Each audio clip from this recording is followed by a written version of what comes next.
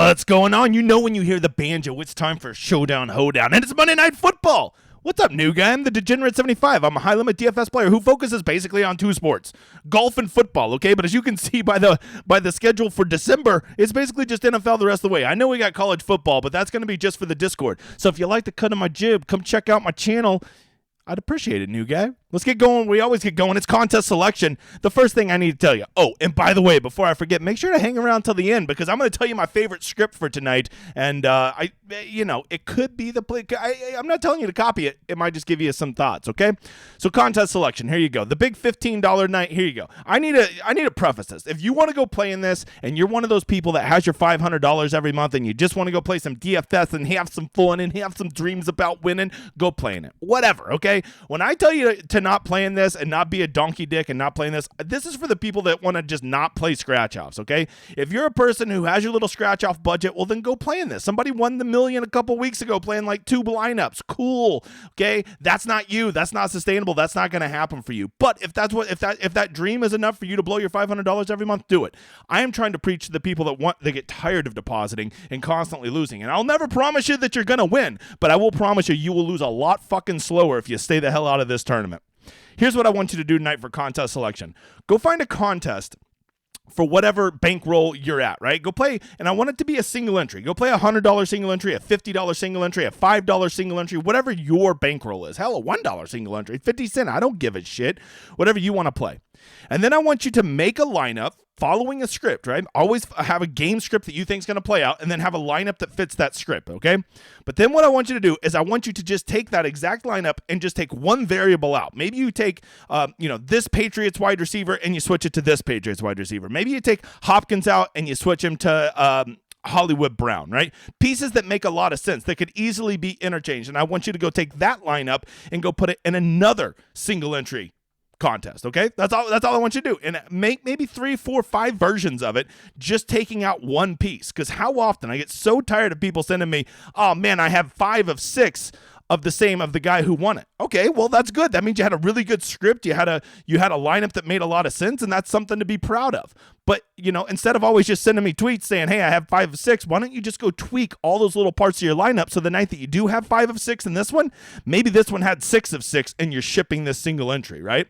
And if you just go put it in, 3 or 4 or 5 single entry contests, you're not talking about a large amount of money, and you're getting in contests that are plus EV because you're entering the same amount of lineups in that as everybody else is, and you have that nice tight player core because you have only switched out one part in each lineup. Try it tonight. I'm telling you. Actually, don't just try it tonight. Try it for a while because it will take a while for dividends. You're going to have to wait till the night you hit a good one. Okay? So that's what we got for there. Hey, don't forget to go hop in my free contest. Completely free. Winner gets a free Millionaire Maker ticket on me that we will build together and split the profits. Can't wait to send somebody $500,000 to get in there. Here's our winner from this week. Big Red 4697 winning it. Reach out to me, big guy. We're making one. My dude Sean in second place. Free month on the Discord. So if you get he's already on the Discord, so I'll just do a Millionaire Maker ticket with him. But if you want, you can get a free month on the Discord if you finish second. So there you go. By the way, you can't help but notice the big guy's almost to 2,100. Like and sub, you mother father. But let's get to the slate, and let's get to what really matters. And while you're here, some analyses. All right, big news is Damian Harris did not practice Saturday. I would say he is at best 50-50. I would lean towards he does not play tonight, which obviously is going to have a ripple effect as making Ramondre Stevenson just like absolute smash play because we already know he's an incredible back. We already know that he is the lead back, and now he's going to get 3 downs worth of work at 8,800. It starts to become one of those things like, how do I not play this guy?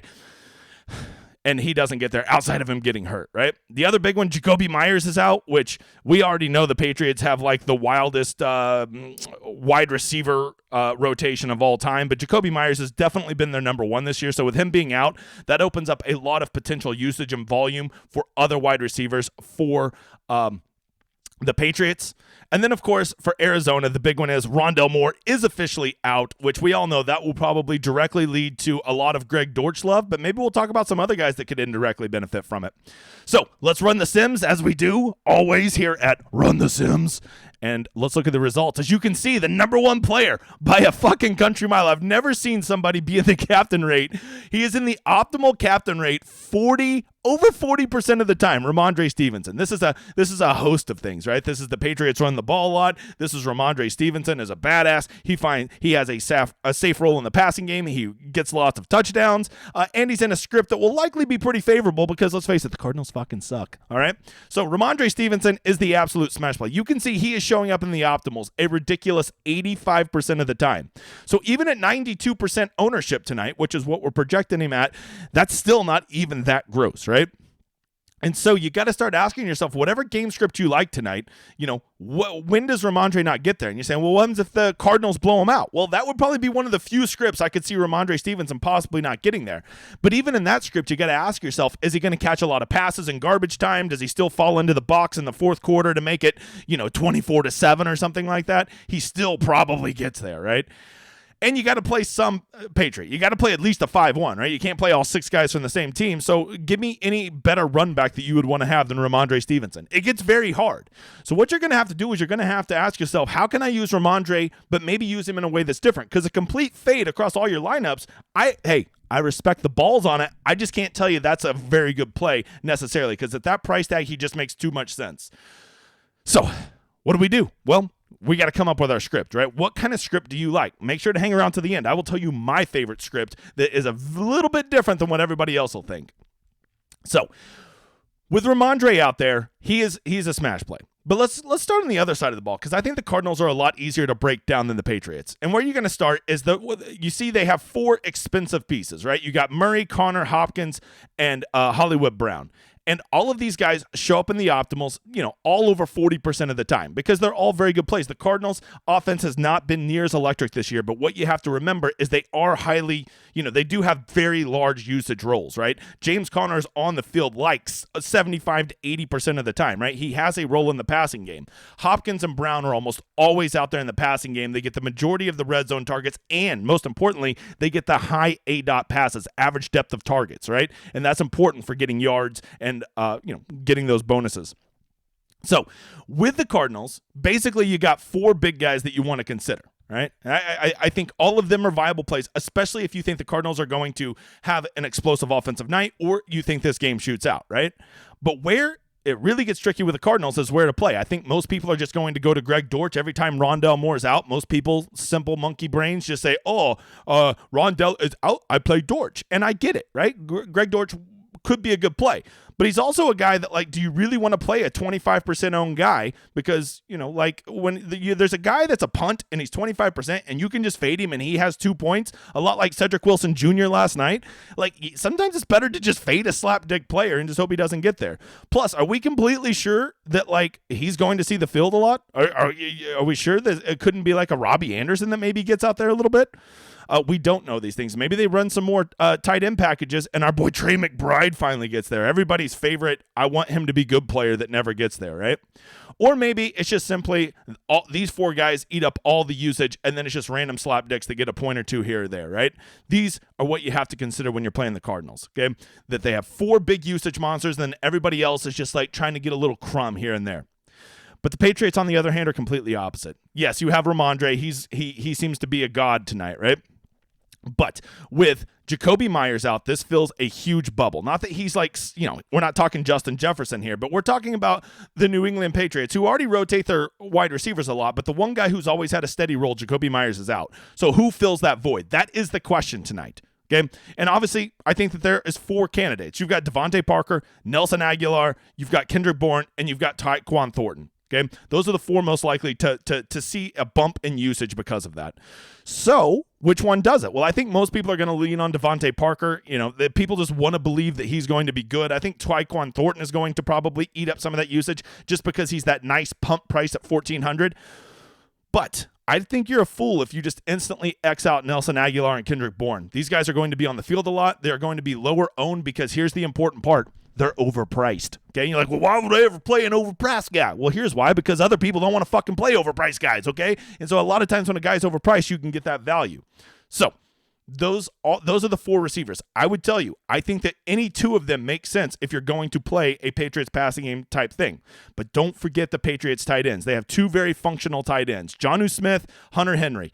Both of them, the optimizer loves. Both of them are showing them as highly leveraged plays and people to consider, right? Hunter Henry has had 3 or 4 big games this year. He is a very viable tight end at 5,600. And hell, he could be the highest scoring pass catcher for the Patriots. Maybe it's not even a receiver. Maybe it's him. Last thing to consider is if you think this script is going to get ugly, and both of these teams have not exactly been juggernauts this year at offense, right? So because of that, maybe you should consider that it's a defense kicker kind of night, right? I never like to have more than a kicker or 2 kickers or defenses in a lineup. I don't think you should be playing 3 or 4, both defenses, both kickers. I don't think you should do that.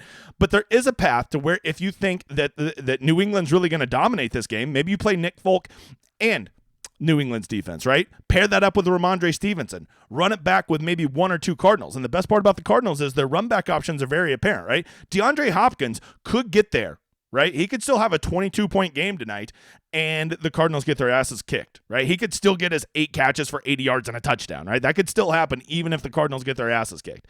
So he's a good run back option. You run that. Or you could go the other way, right? I mean, it's not like the Patriots have been world beaters. You go run the kicker, you go run Matt Prater, and you go run the Cardinals defense, right? And then you pair it up with James Conner, and I guess if you really want to be ballsy, maybe fade Ramondre Stevenson, and that's one way to do it, right? But the key tonight is going to come down to who you pick at your captain. Who are the best captain plays? Well, once again, this is all going to come down to your script. If you think this game's going to be a shootout, I think you certainly want to be looking at one of the top-end receivers, or Kyler Murray or Mac Jones, right? The quarterbacks are one of the top-end receivers. And when I say top-end receivers, it would basically be Hopkins, Brown, or whatever magic Patriot that you think is going to get there. I don't really call any of them alphas. But if you think who it's going to be, if it's going to be Devontae Parker, go ahead and play him. Okay, Ramondre Stevenson is also a captain, but in a shootout type game environment, I don't think he's a very optimal captain, right? Because he's probably going to get outpaced by wide receivers who are getting far more targets and far more catches, right? And running backs don't tend to find the end zone as much in shootout games. And when they do, they are not as valuable as when they do in, say, like a 17-14 game, right? So be aware, whatever script you pick should dictate the kind of captains that you have in that spot. If you think the game is going to be 13-12 tonight, well then shit, there is probably a path for a kicker or a defense to be your captain. But it's all about the script you pick. You want to know my favorite script tonight that I don't think hardly anybody's going to play that I think could get there? I'm going to tell you in just a second. Don't forget to go check me out on the Twitters. We're working towards 4,000 over there. And come check out the Discord. I have a very live Discord connected to my Patreon. It's in the description. It grows every day. I did a free show last night. I put the link out on Twitter. I did it for Sunday Night Football. Did you see it? Did you see it? Yeah, you should have been there. All right, here's my favorite script. You want to know what it is? Mac Jones. Everybody's going to forget about Mac Jones, right? And if you're going to play Mac Jones, you're going to play him with at least 2 pass catchers, at least 2 Patriot pass catchers. You need to pick who those are. I think that the big 5 or the big 6 are probably the Jonnu Smith and Hunter Henry, the 2 tight ends, and then the 4 wide receivers, Devontae Parker, Nelson Aguilar, Kendrick Bourne, and Tyquan Thornton. I would have at least 2 pass catchers with him because he's going to need at least 2 pass catchers to get there. But here is the ballsiest part. If you go with a Mac Jones stack, I highly encourage you to consider fading Ramondre Stevenson and just hope somehow that Mac Jones can eat up a lot of the usage. The Patriots play really good on offense, and yes, Stevenson gets there, but maybe he gets there with 14 points or something like that, and Mac Jones vultures all the touchdowns, and if Ramondre doesn't get those touchdowns, maybe you have a path to success where the Patriots do good and Ramondre does okay, but not great. And here's the best part. The Cardinals have the best run back pieces because they are so usage monster heavy over there. You have obvious run backs with Kyler Murray, DeAndre Hopkins, James Conner, or Hollywood Brown. And a Mac Jones stack is so cheap with 2 of his pass catchers, maybe throw in a kicker or a defense to go with him, run it back with 2 expensive Cardinals. You have a build that hardly anybody else will have. And if you really think that the Patriots are going to whoop that ass, you could go with Mac Jones, 2 pass catchers, and Ramondre Stevenson, and maybe just run it back with 1 Cardinal. But I'm telling you, Mac Jones could be the key tonight to actually having a game script where you are going to be highly leveraged playing a player who is more likely to show up in the optimals than he is that he'll be owned, and that's what we want. But at the end of the day, you do you, boo, all right? It's your lineup, it's your money. I don't give picks. I'm just giving you something to think about. Come check out the schedule. I hope you've enjoyed this show. I hope you kick some ass tonight. Reach out to me. I will never big dog you. I don't take myself too serious. If you have any questions, good luck tonight, you motherfathers. I hope you enjoy this outro.